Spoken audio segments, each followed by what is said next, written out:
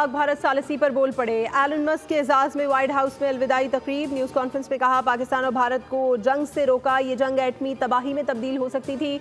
पाकिस्तान और भारतीय रहनुमाओं का शुक्रिया अदा करता हूँ। हमने पाकिस्तान और भारत के साथ तिजारत की बात की, बताया कि इन लोगों के साथ तिजारत नहीं कर सकते जो एक दूसरे पर गोलियां चला रहे हों। पाकिस्तान और भारत ने लड़ाई रोक दी, दूसरे लोगों को भी रोक रहे हैं। इसराइल और हमास जंगबंदी के करीब हैं। गजा में जंगबंदी का ऐलान आज या कल होगा।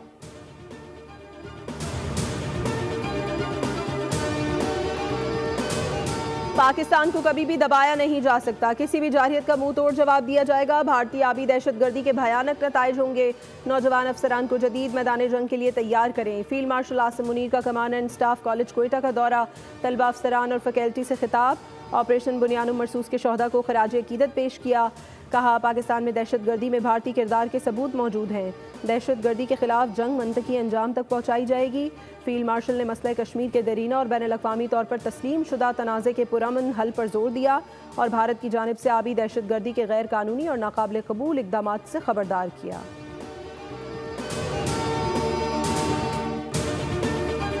सुराब में बैंक और इंतजामी ऑफिसर की रिहाइशगाह पर दहशतगर्दों का बुज़दिलाना हमला। बैंक लूट लिया गया, मुख्तलिफ सरकारी अफसरान के घर जलाए गए। तर्जुमान बलूचिस्तान हुकूमत शाहिद रिंद के मुताबिक हमले के दौरान ADC रेवेन्यू हिदायत बुलेदी ने लड़ते हुए जामे शहादत नोश किया। ADC रिहाइशगाह पर ख़वातीन और बच्चे मौजूद थे। भारत की प्रॉक्सीज़ ने उनकी एमा पर कार्रवाई की है। रियासत दुश्मन अनासिर की हर कोशिश को नाकाम बनाने के लिए पुरअज़्म है। सदर, वज़ीर आज़म और वज़ीर दाखिला की शदीद मज़म्मत। कहा, फितनल हिंदुस्तान के दहशतगर्दों को ढूंढ कर इबरतनाक अंजाम तक पहुँचाएंगे।